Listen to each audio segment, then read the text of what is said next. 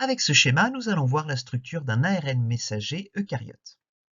Alors commençons par la partie 5', c'est là où on va trouver une coiffe 5' qui correspond à un nucléotide modifié, une 7-méthylguanosine, et qui va servir de signal pour permettre le recrutement des composants du complexe d'initiation de la traduction qui vont permettre de recruter les sous-unités des ribosomes. Les ribosomes, ils vont ensuite scanner l'ARN messager et ne vont pas commencer la traduction tout de suite. Ils doivent trouver un codon d'initiation de la traduction qui est le codon AUG qui code une méthionine. C'est seulement à partir de ce codon AUG que la traduction va véritablement commencer. Donc c'est pour ça que cette zone en jaune ici entre la coiffe et le codon AUG s'appelle un 5' UTR, UTR pour Untranslated Region, région non traduite.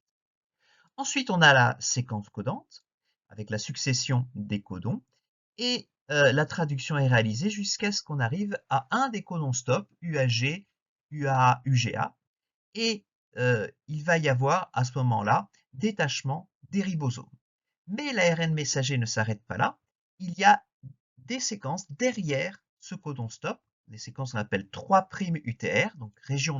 non traduite du côté 3', et ce sont des régions qui sont souvent importantes pour la régulation de la traduction, et souvent les micro-ARN, donc des petites séquences complémentaires d'une portion de la séquence des 3' UTR,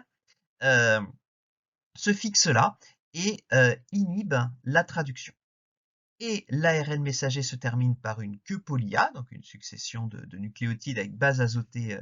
adénine, et ça a un rôle dans la stabilité de l'ARN messager, mais aussi dans l'initiation de la traduction, puisque lors de l'initiation de la traduction, lors de la formation du complexe d'initiation de la traduction, la queue poly-A est repliée vers l'avant, vers le côté 5' et participe à la formation de ce complexe.